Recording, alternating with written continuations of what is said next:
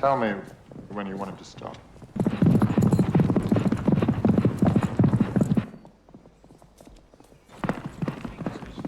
It'd have to be a good shot, all right. About there'll do. Bullshit.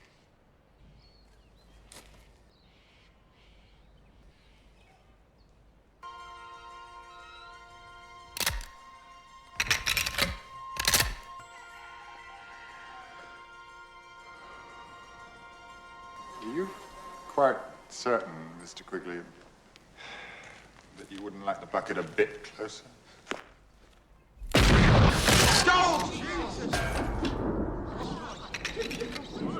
Quite certain.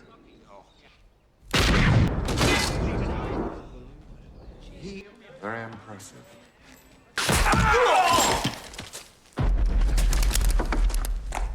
Where is he?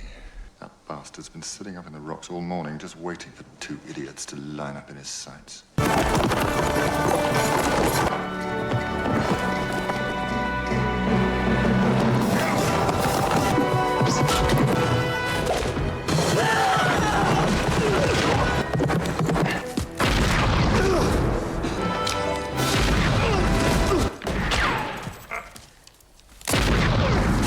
The story begins with a man named Matthew Quigley, an American cowboy with almost unbelievable shooting skills. When he comes across a newspaper ad looking for someone with exceptional marksmanship all the way in Australia, Quigley responds with just 4 words: M. Quigley, 900 yards. And to prove it, he shoots through the ad with 6 bullets clustered into nearly a single hole. Not long after, he arrives in Australia for a job that supposedly requires his unique talent. But from the moment he sets foot there, something feels off. Hello! Either hurry up or let the man pass! Partner, these people have come a long way too, so I know you won't mind them going ahead. Ma'am? Excuse me. I'm next. Hope people should go last, or get the hell out of the way! I'm so sorry, Mr. Quigley. We seem to be holding that man up. No, ma'am. I just spoke to him and he ain't in that big a hurry after all.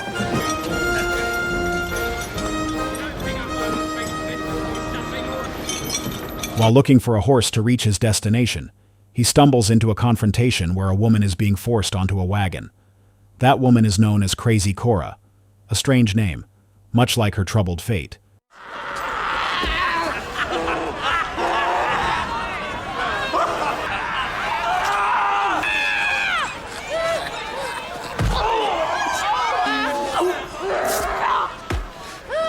I don't reckon the lady's all that anxious to get in your wagon, mister.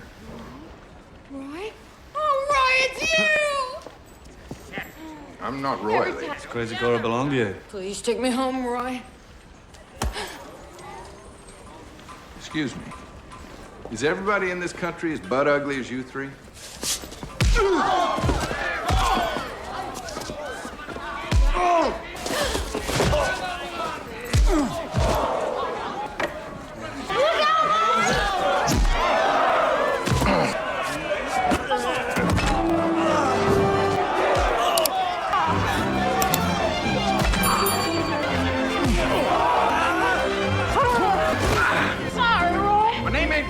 Matthew Quigley. You?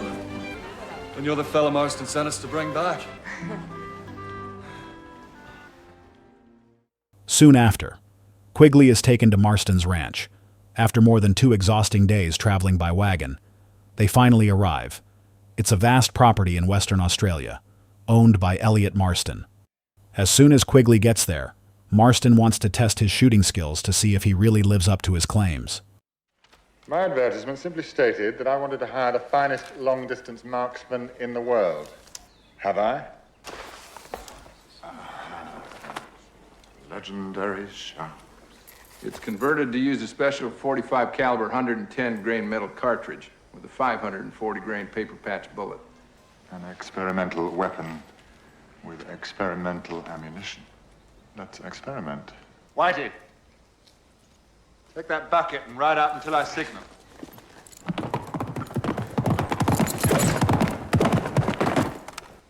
Tell me when you want him to stop.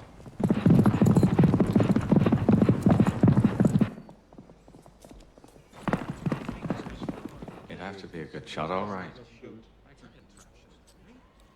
About there'll do. Bullshit.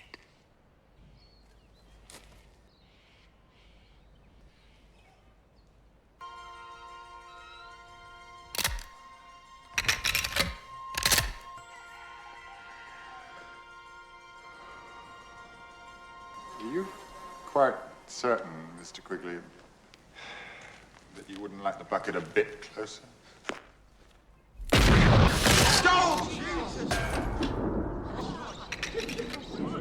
Quite certain.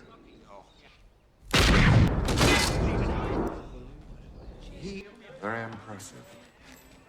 After witnessing Quigley's incredible accuracy, Marston officially hires him. At the same time, Marston's men capture 2 deserters.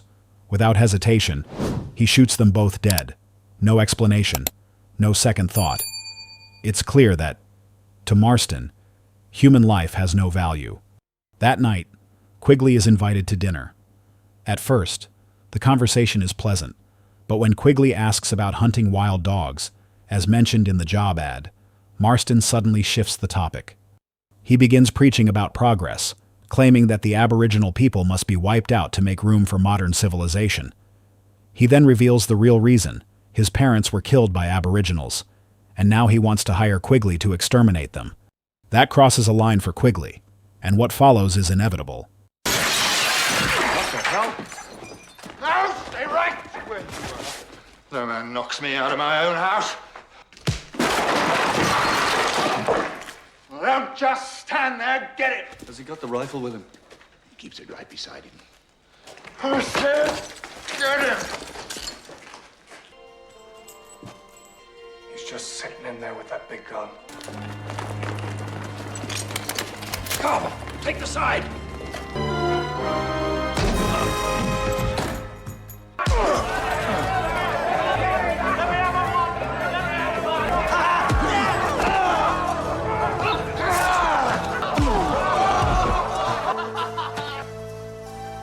Throw him in the wagon hole in 2 days from here and dump him.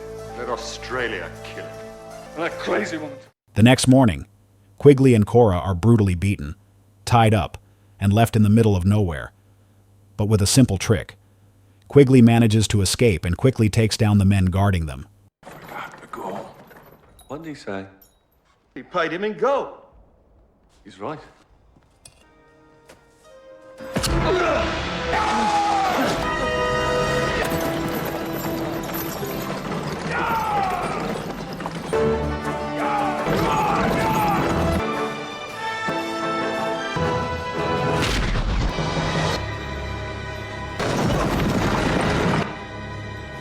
I wish people quit hitting me on the head. Don't worry. On a new job, it's quite common for things not to go well at first.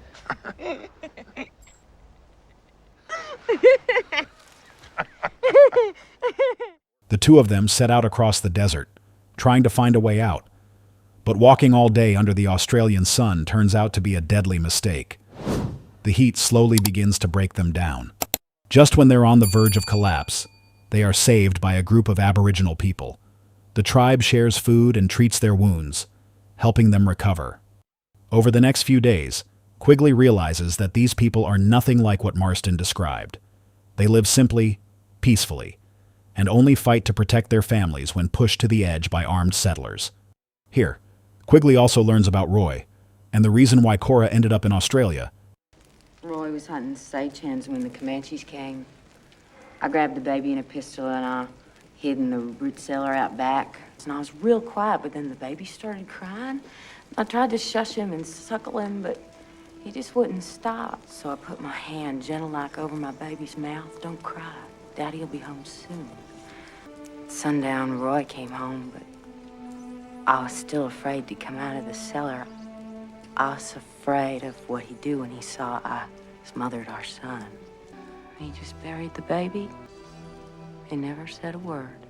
Put me on the first ship he found. It was headed to Australia. And he said, "Don't want no woman that would kill my son to save herself." But the next morning, tragedy strikes. Marston's men begin hunting down the Aboriginal people. They drive them to the edge of a cliff and push them off like animals. Rage erupts inside Quigley. From a distance, he begins firing, each shot precise and merciless, taking down the men committing the massacre. Among the bodies, Cora finds a child who somehow survived, a small, fragile life in the middle of hell. This time, she holds the child, as if given a chance to atone for her past. Quigley leaves Cora and the child with food and water, then heads alone to a nearby town to prepare for what's coming. There, he meets a German gunsmith who also despises Marston. The man helps him with weapons and ammunition. It's also here that Quigley realizes he has become something of a legend among the Aboriginal people. But Marston is no fool. His men recognize Quigley's saddle and set up an ambush. A fierce battle breaks out.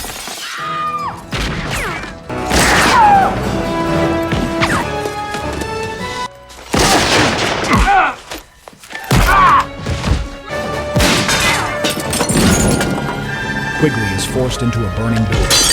Flames surround him, bullets flying everywhere. But with calm precision, he blasts through the roof.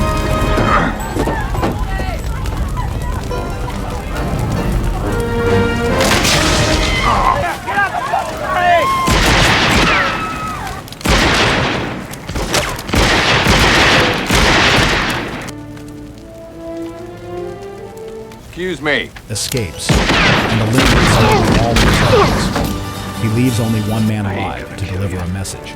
Because you're gonna go tell Marston I'm coming after him. Meanwhile, Cora faces her own test. That night, the baby starts crying, attracting a pack of wild dogs. At first, panic takes over, and she almost silences the child the way she once did before. But this time, she stops herself. She lets the baby cry. She lets it live. And she takes up a gun, fighting off the animals, as if finally overcoming the trauma that has haunted her. You cried!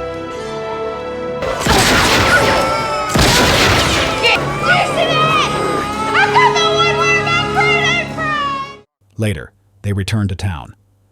Cora gives the child back to the Aboriginal people, and for the first time, she hears something she never thought she deserved. She deserves to be happy. The next morning, Quigley sets out alone.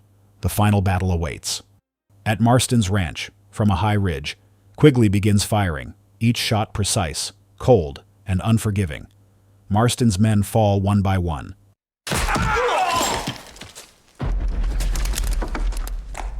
Where is he? That bastard's been sitting up in the rocks all morning just waiting for two idiots to line up in his sights.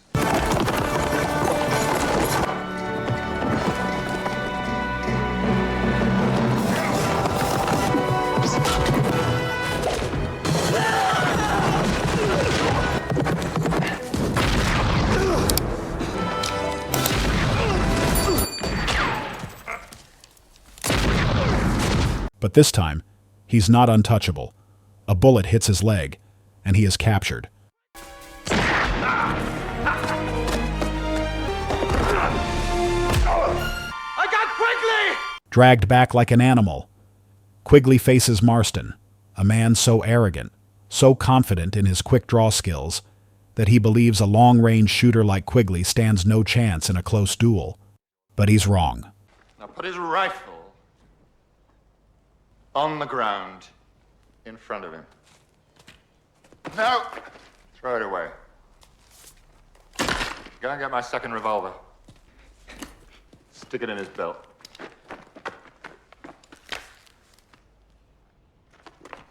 Now you're right in front of my old pistol target. Some men are born in the wrong century. Oh, by the way, you're fired. This ain't Dodge City. And you ain't Bill Hickok.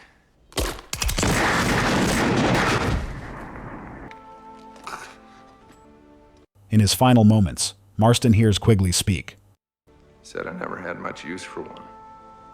Never said I didn't know how to use it. In the end, an Aboriginal servant steps forward, returns Quigley's rifle, and quietly walks away, removing his white man's clothes, as if reclaiming his true identity. Just then, the British Army arrives, ready to arrest Quigley, but when they look up at the surrounding hills, Hundreds of Aboriginal people are standing there, and Quigley is set free. In the end, Quigley and Cora decide to leave Australia and return to America, traveling under the name of her former husband, since Quigley is now a wanted man. At the harbor, Cora recalls something Quigley once said, that she had to call him by his real name before he could love her. She smiles. Matthew Quigley. And this time, he smiles back. Two people, once haunted by their past, finally find a new path forward. If you like video, please like and subscribe for my channel. And don't forget to turn on notifications to watch more great videos.